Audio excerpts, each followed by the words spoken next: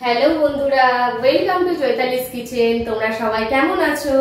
আশা করি সবাই ভালো আছো। তো আজ হলো জামাই ষষ্ঠী। আমার তরফ থেকে, আমার পরিবারের তরফ থেকে তোমাদের সকলকে শুভ জামাই ষষ্ঠীর অনেক অনেক শুভেচ্ছা, ভালোবাসা। তো আজকে আমি জামাই ষষ্ঠী উপলক্ষে কি কি রান্না করব সেটাই তোমাদের সাথে আজকে শেয়ার করব। আমার বন্ধুরা 2 বছর হলো আমার বাবা মারা গেছেন। তো আমাদের জামাই ষষ্ঠী বলতে আমার নিজেরই রান্না করা এবং খাওয়া। বাবা বেঁচে থাকতে বাবা করতো জামাই ষষ্ঠী।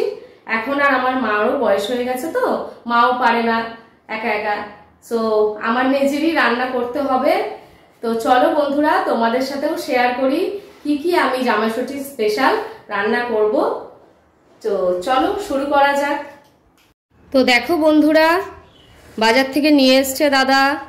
এখানে রয়েছে মাটন, আর রয়েছে এখানে ইলিশ মাছ, আর আমি ভাজার জন্য কেটে রেখেছি এখানে বেগুন ভাজা, পটল ভাজা, আর এখানে রেখেছি ঝিরিঝিরি আলু ভাজা, আর করব আমি আমের চাটনি। তো আমও কেটে রেখেছি। এবার চলো তাহলে রান্নার পালা। তো বন্ধুরা দেখো, আমার তেল এখানে গরম হয়ে গেছে। আমি এবার এই যে আলু ভাজাগুলো ঝিরিঝিরি করে কুচিয়ে রেখেছিলাম, এগুলো এবার ছাকা তেলে ফ্রাই করে নেব। আমি এখানে ঝিরি আলু ভাজার জন্য আলুগুলোকে ঝিরিঝিরি করে কুচিয়ে রেখেছিলাম। তো চলো আলু ভাজাটা ফ্রাই করে আবার আসছি। বন্ধুরা দেখো, আমি আলু ভাজাতে সামান্য একটু হলুদ দিয়ে দিয়েছিলাম। এবার আমার আলু ভাজাটা লাল লাল হয়ে গেছে। এবার এটাকে আমি তেল ঝরিয়ে তুলে নিচ্ছি। দেখতেই পাচ্ছ সুন্দর মচমচে আলু ভাজা হয়ে গেছে। তো আমার আলু ভাজা হয়ে গেছে। এবার আমি ছেড়ে দেব পটলগুলোকে একে একে ছেড়ে দিলাম। পটল ভাজাটা করে নেব। তো দেখো বন্ধুরা, আমার পটলটাও ভাজা হয়ে গেছে। এবার পটল ভাজাটাকেও তুলে নিচ্ছি, দেখতেই পাচ্ছ।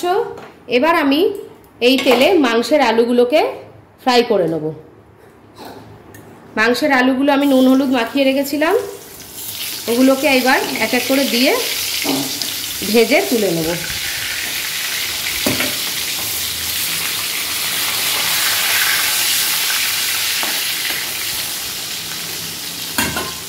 তো দেখো বন্ধুরা, আমার মাংসের আলুটা ভাজা হয়ে গেছে। এবার এগুলোকে তোলার পালা। লাল লাল করে ভেজে নিয়েছি, এবার তুলে নিচ্ছি। নিয়ে এবার ওই তেলে আমি বেগুনগুলোকে ভেজে নেব। বেগুনগুলো পরে দেওয়ার মানে এটাই যে তেলটা তখন একটু বেশি ছিল, তো ওই জন্য তেলটা বেগুন দিলে তো টেনে নেয়। তো আলুটা ভাজার পরে ওই জন্য বেগুনটা এইবার ভাজছি। এবার বেগুনটাকেও ভেজে আমি তুলে নেব।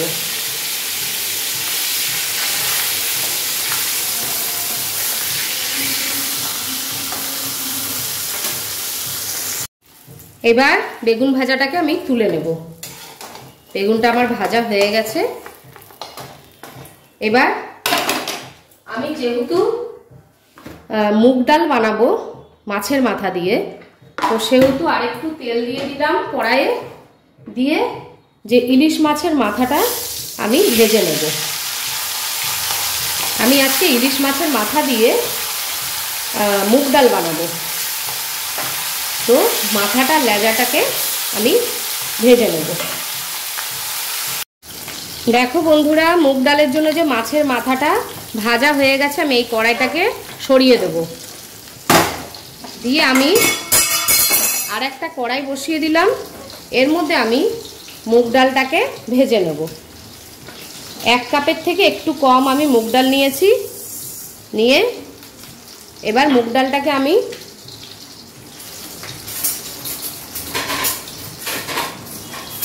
শুকনো খোলায় ভেজে নেব।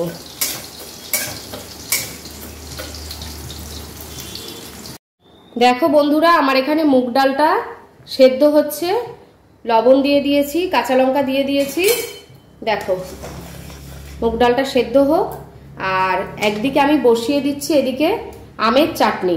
আমের চাটনির জন্য আগে আমগুলোকে আমি সেদ্ধ করে নেব। সেদ্ধ করে একটু জল ফেলে দেবো, তাহলে একটু টক ভাবটা চলে যাবে। তো দেখতেই পাচ্ছ আমগুলো একটু সেদ্ধ হোক, আমের চাটনি করব আর এদিকে মাছের মাথা দিয়ে মুগ ডাল করব। তো দেখো বন্ধুরা, 5 ফোড়ন সম্বার, শুকনো লঙ্কা সম্বার দিয়ে আমি সেদ্ধ করা আমগুলোকে এর মধ্যে দিয়ে দিচ্ছি। একটু হলুদ দিয়ে দিচ্ছি। আমি একটা মিছরি দিয়ে দিচ্ছি এখানে সেদ্ধ হওয়ার জন্য,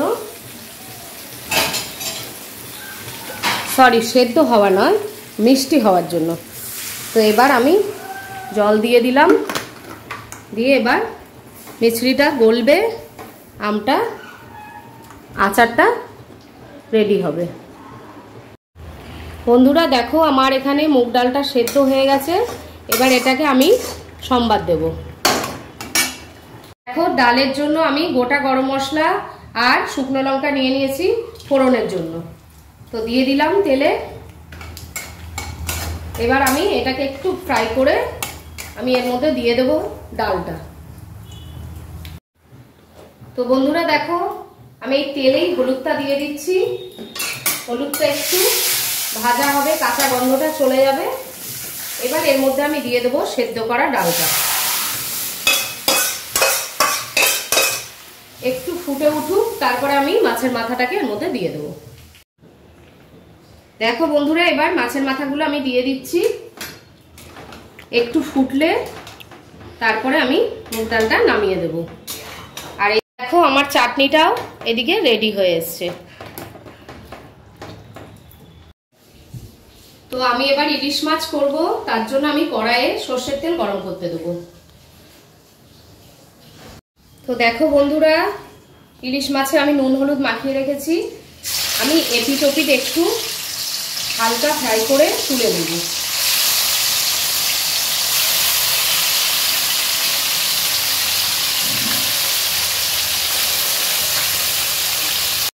আমি এবার এর মধ্যে পোস্ত দিয়ে দিলাম, মাছের মশলাটা রেডি করছি।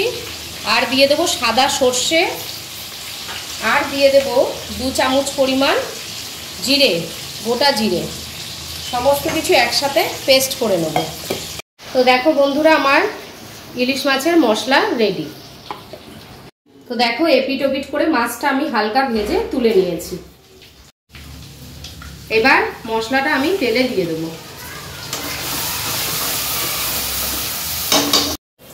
এবার আমি এর মধ্যে দিয়ে দেবো পরিমাণ মতো লঙ্কার গুঁড়ো, মতো লবণ, হলুদের গুঁড়ো দিয়ে একসাথে এগুলোকে ভালো করে কষে নেব। দেখো বন্ধুরা মশলা কষা হয়ে গেছে। এবার আমি ইলিশ মাছগুলোকে একে একে সাজিয়ে দিচ্ছি। দিয়ে এবার এর ওপর দিয়ে আমি গরম জল অ্যাড করে দেবো। দেখতেই পাচ্ছ সুন্দর তেল ছেড়েছে। মাছগুলোকে সাজিয়ে দিয়ে গরম জল দিয়ে দেবো। তো দেখো এই যে গরম জল দিয়ে দিলাম, হালকা করে অল্প করে দিয়ে দিলাম। ফুটতে দেবো এবার মাছটাকে, তারপর নামিয়ে ফেলবো। তো বন্ধুরা দেখো মাংসের পেঁয়াজটা এবার আমি ছেড়ে দেবো তেলে। এবার আমি মাটনটাকে কষিয়ে নেব। পেঁয়াজটা ভাজা হোক, তারপরে আবার আসছি। তো দেখো বন্ধুরা আমার এদিকে ভাতের জলও ফুটে গেছে। এবার আমি এই যে চালটা ভিজিয়ে রেখেছিলাম, চালটা এর মধ্যে এবার দিয়ে দেবো।